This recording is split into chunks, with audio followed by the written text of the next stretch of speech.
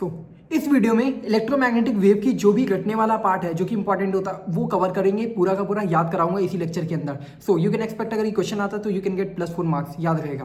तो स्टार्ट करते हैं। सबसे पहले देखो यार, होता क्या है, basically different types of waves होंगी। तो वेव्स में तुमको याद क्या करना है, तो होगा क्या, सबसे पहले देखो यार, याद करो कैसे होगा, क्लासिकल गड्डी एक्स यूवी इन माई रेंज, क्लासिकल गड्डी एक्स यूवी इन माई रेंज, जो कि पंकज सर ने भी कराया है। सो बेसिकली होगा क्या, इधर जाने पे तुम्हारा क्या होगा, वेवलेंथ इंक्रीज करेगा एंड फ्रीक्वेंसी ऑब्वियसली डिक्रीज करेगी। अगर वेवलेंथ इंक्रीज किया तो एनर्जी भी डिक्रीज करेगी। तो क्लासिकल गड्डी में क्या आ जाएगा, तुम्हारा गामा रेज हो जाएगा, then X rays, U ultraviolet, and then visible वाली infrared, and then microwave, and then radio waves. ठीक है, तो स्टार्ट करते हैं नाउ। अब रटने वाले पार्ट में तुम्हारा बेसिकली प्रोडक्शन से लेकर डिटेक्शन, वेवलेंथ, ये सारे पार्ट है। तो देखो यार, सबसे पहले हम लोग स्टार्ट करेंगे नीचे से। क्यों? क्योंकि क्लासिकल गड्डी एक्सयूवी रेंज में तो गड्डी वाले से, दैट मीन्स गामा रेज से। तो गामा रेज की जो वेवलेंथ होगी क्या होगी, बहुत ही कम होगी, दैट मीन्स 0.01 नैनोमीटर से भी कम। अब देखिए, अगर वेवलेंथ का जो ऑर्डर है बहुत ही ज़्यादा कम है, वेवलेंथ का ऑर्डर कम रहने का मतलब क्या है यार, तो देखो वेवलेंथ का जब ऑर्डर कम रहेगा दैट मीन्स ये बहुत ज़्यादा हाई एनर्जी पार्टिकल्स होंगे।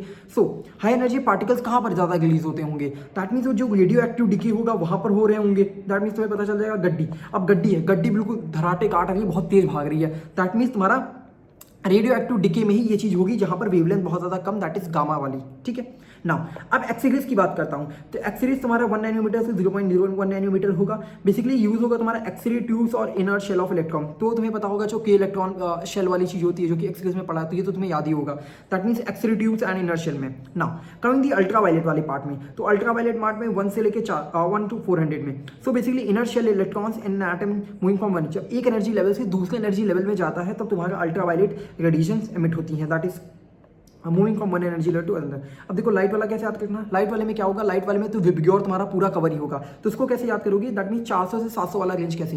बेसिकली देखो जैसे मैं एनआईटी वारंगल में हूँ, ठीक है, अब होगा क्या, यहाँ पर जो स्टेडियम की लाइट है ना वो 4 से 7 बजे तक जलती है। क्यों जलती है यार, क्योंकि रात को खेलने नहीं देते हैं।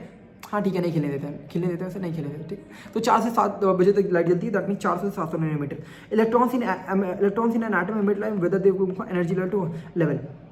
होता क्या है, लो बस एनर्जी का एक शेल से एक लो एनर्जी दूसरे लेवल एनर्जी में जा रहे हैं जिसकी वजह से लाइट एमिट हो रही है। ठीक, नाउ कमिंग द इंफ्रारेड वाले पार्ट में। तो इंफ्रारेड वाले पार्ट में जैसे 1 to 700 वाले पार्ट में, तो बेसिकली होता क्या है, एटम्स का वाइब्रेशन की वजह से होगा। ठीक, नाउ माइक्रोवेव में कैसे आता है, माइक्रोवेव वाला तो इंपॉर्टेंट है। देखो माइक्रोवेव में तुम्हारा 0.1 to 1 mm में होगा क्या, माइक्रोवेव मतलब घर पे अगर तुम माइक्रोवेव चला देते हो तो क्या होती है, बहुत ही कल्याण हो जाता है ना, माता जी तुम्हारा कल्याण कर देती हैं। ठीक है, तो माता जी मतलब मैग्नेट्रॉन और कल्याण मतलब क्लेस्ट्रॉन। ठीक है, क्लेस्ट्रॉन वॉल्व या फिर मैग्नेट्रॉन वॉल्व में।